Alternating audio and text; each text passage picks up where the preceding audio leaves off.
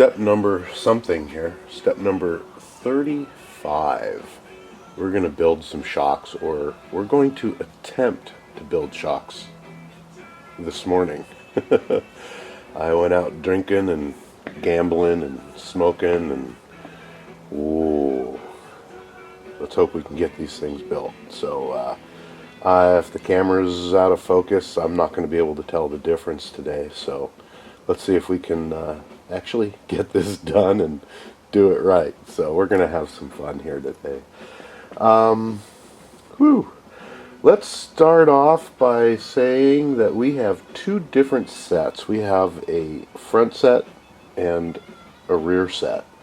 And the rear sets are longer. You can see the difference in the height of the tubes here. And then also in the length of the shafts. You'll see that the rear ones are longer than the front ones. So we're going to go ahead and start, and we're just going to build one shock for you here and then let you go ahead and do the rest. So here we go. We're going to take a look at the manual here and try to focus in on it, see what's going on. We're going to start with the fronts, which are the shorter ones, and again we're just going to build one set and then let you guys build the rest of them. And I'll do mine off camera. Okay. Here we go. What we've done is we've laid out all the pieces and parts. You do want to be really, really careful about cutting the spurs off of all of the different parts. Use a real sharp razor blade, especially on the pistons. There are no difference between the pistons as far as the building from the manual from the front to the rear, so they're all four going to be the same. The only difference again are going to be the tubes and the shafts. So where are we going to start? We're going to use either some diff fluid that came with the kit. Am I out of focus or is the camera? There we go. Woo! I thought it was me for a minute. You can use that, or we also use what we call green slime put out by Associated on all the gaskets. Let's go ahead and start and build the bottom portion first. We're going to take the little cap, and as you can see there are two different size O-rings. There's one larger one and two smaller ones. And we're going to go ahead and lube up the three O-rings. It's always best to lube these so that they don't rip or tear as you're going along. It doesn't take a lot of stuff on there. So we're just going to lube those up.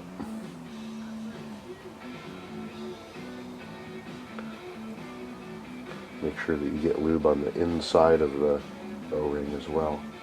Okay. So the first thing, let's go ahead and take the end cap here, and let's see if we can focus. You're going to see that there's a groove here on the bottom. We're going to take the larger of the O-rings and slide it over the cap. Ooh, I can't even see this. This is going to be a fun day. Okay, we're going to put it over there so it slides into the little groove. Then we are going to take one of the smaller O-rings and slide it inside. And make sure it's somewhat straight in there. Come on, focus. Ooh, there we go. My stomach gets upset every time it focuses. Then we're going to take this plastic spacer, and do not get it confused with the rubber spacers that are in there. So this is a plastic spacer. I'm going to slide it in. Am I not focusing, or is that me? I'm going to slide that little puppy in there. Then we're going to follow it up with the second O-ring. Put that little puppy in there so we have an O-ring sandwich. That's what it's going to look like. Then we're going to take this little cap, and you can see that one side of it is going to slip right over the top here.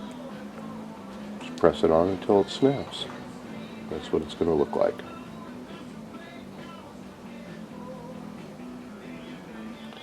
pretty darn straightforward.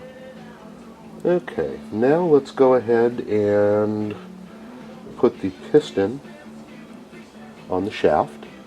Let's go ahead and grab one of our shafts here. There is 2 threaded ends, and we're going to take the end that has the little flats on it. You can see the flats right here, and that end is going to go to the outside of the shock. So we're going to put the pistons on the side without the flats, and it also has a little neck here. Let's go ahead and what are we going to do here first? Let's take a metal washer, slide it down over the top, put a piston on. Doesn't matter which way it goes. Then we're going to take our second metal washer and slide it over the top. And then we're going to follow up with a nut. Now we're going to tighten this nut down just until it touches, and we're going to want to still have play, or we're going to want to be able to move that piston and not have it jammed up, but we also do not want any up and down play in there.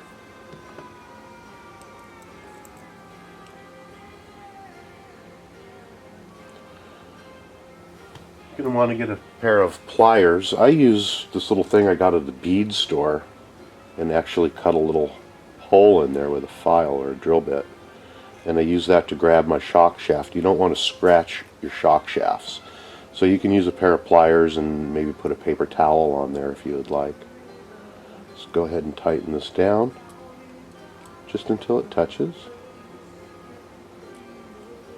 You want to keep testing it, make sure there's no play in there.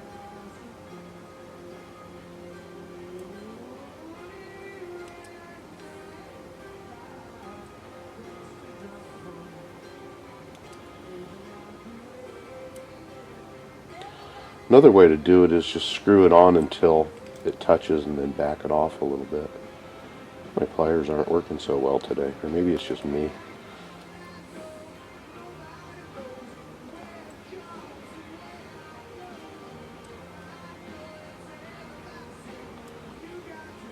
Okay, see how that just locked up? See if we can get a focus in here.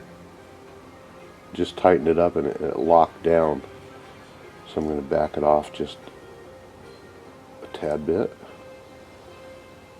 just until it moves. Boy, I'm having a hard time here.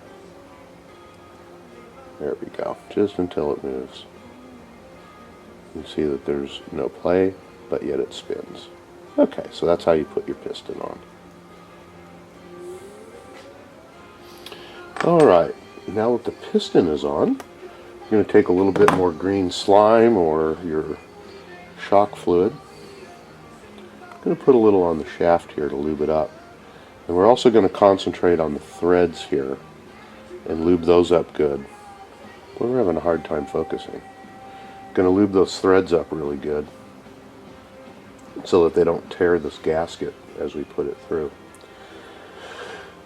Okay, what are we going to do next here? We are going to insert the cap into the bottom. You can see one end has threads in it and the other end does not, so we're going to screw that into the end that has threads. Make sure you don't cross thread it. Be real careful, and I just kind of like to work that little gasket. Let me get a close-up here. I like to work that little gasket in just by rocking this back and forth so that we don't pinch that O-ring as we're putting it together.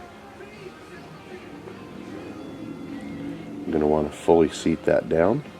You really shouldn't need a pair of pliers to do it. Nice and hand tight so that there's no gap in here. And again, that it's tight. If you feel that you would like to, you can use a little pair of pliers on there to cinch it up, but I'm not going to do that. Alright, now we're going to take the shaft and put the threaded end down through. See if we can find the hole in there. Push it through and pull it down the end. There should be no binding in there, and it should move up and down nice and smoothly, just like so. Alright, we're getting pretty close here.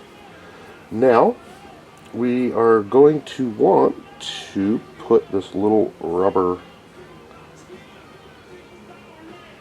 bump stop on there, and as you can see, it's beveled.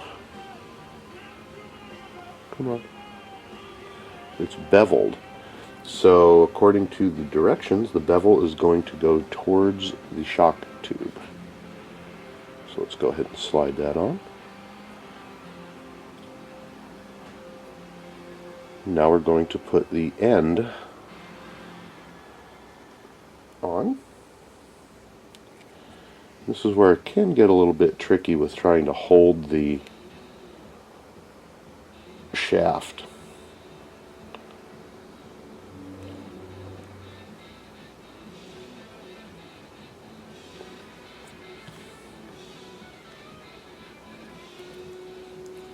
We'll go ahead and screw this on. I'm going to screw it all the way in. Come on, quit spinning. I'm going to screw it all the way in until there's no threads left, until it just touches. Come on.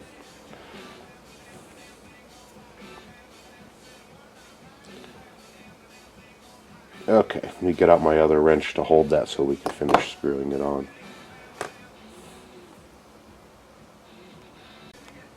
Alright, I'm just going to use a pair of needle nose pliers, which I shouldn't do, because I might mar that up, and I really don't want to mar that. But I'm going to hold it on the flats. Go ahead and finish spinning this end on, just until it touches with no threads left, just like so. Still a few threads there. Okay, there we go. Just like so. The end is on there, and then let's go ahead and put one of our little swivels in there.